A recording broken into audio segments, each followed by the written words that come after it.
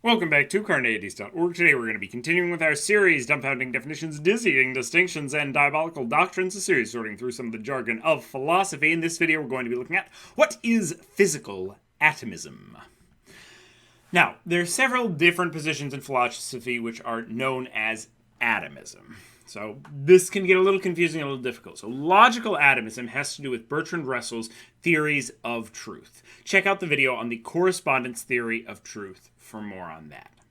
Psychological atomism has to do with David Hume's theory of psychological concepts. Stay tuned for a future video on that.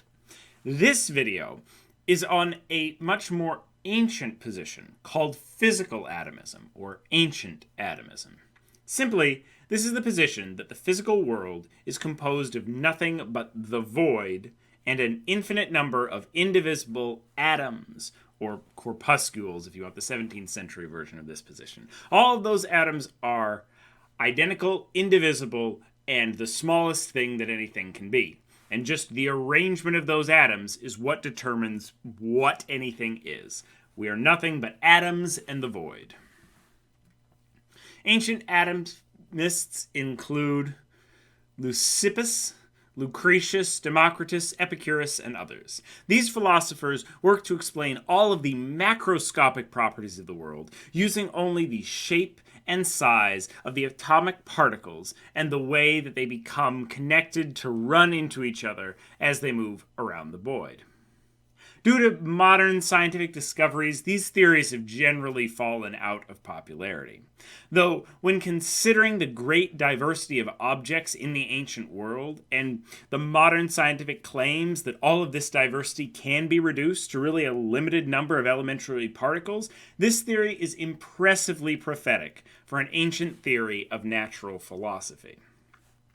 Basically, if you think about all of the different things that you see in the world, the theory that all of those different things are made up of one substance, just one substance in the void, is pretty a strange idea when you're confronted with it originally. And to have that idea and hold to it, in spite of the evidence in front of you, is interesting and impressive, given that later many modern scientists accept that despite the wide range of elements, for example, there are a limited number of things that make those elements up, namely protons, neutrons, and electrons. And even when you break those down farther, there's still only a very small set of elements that really make up everything in the world, or quarks, or elementary particles that we're talking about. So this is, to me, very interesting that an ancient position was definitely not right about a lot of things, but at least moving in the right direction, even without all of the scientific advances and evidence that we've had.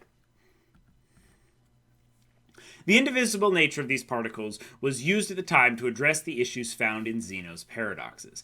Zeno argued that in order to move, we must cross an infinite number of distances, since all distance can be divided in half.